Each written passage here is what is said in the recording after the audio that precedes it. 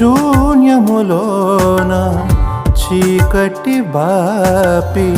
వెలుగై నిలచిన దేవా